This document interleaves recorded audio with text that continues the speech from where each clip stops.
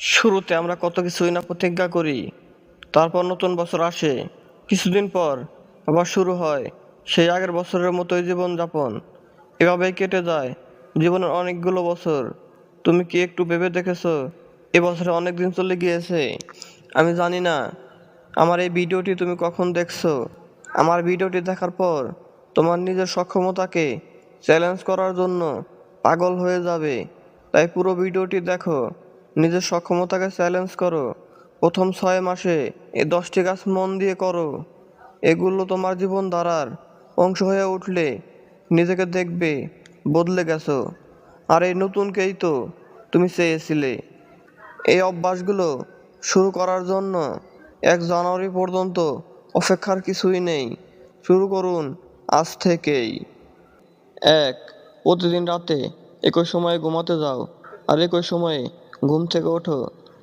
রাত 9টায় ঘুমাতে যাও, ভোর 5টায় ওঠো। 2. প্রতিদিন অন্তত 30 মিনিট ওয়ার্কআউট করো। 30 মিনিট হাঁটো আর 30 মিনিট রোদে থাকো। মনে রাখবে, সবার উপরে স্বাস্থ্য। 3. প্রতিদিনের খাবারের তালিকায় কিছু একদম গার্ডেন ফ্রেশ খাও, যেমন ফ্রেশ ফল, সালাদ বা কাঁচা সবজি। ধীরে খাও, কি খাচ্ছ তা জানো। 4. কম বলো, বেশি শোনো। তর্কে জড়াবে না, অন্যকে বলতে দাও। এরপর তুমি যদি কথা বলার সুযোগ পাও, যৌক্তিকভাবে নিজের অবস্থান তুলে ধরো। 5. প্রতিদিন 1 পাতা হলেও পড়ো, এতে তোমার জ্ঞান বৃদ্ধি পাবে। 6. আত্মবিশ্বাসের সঙ্গে না বলতে শিখো। না বলার জন্য মোটেও মনের ভিতর অনুতাপ রাখবে না। যেটাতে আপনার সায় নেই, অযৌক্তিক, সেটাতে না বলো। 7. 3 মাসে নতুন কোনো একটি দক্ষতা অর্জন করো। নিজেকে দক্ষ করে তোলার চেয়ে বড় বিনিয়োগ আর নেই।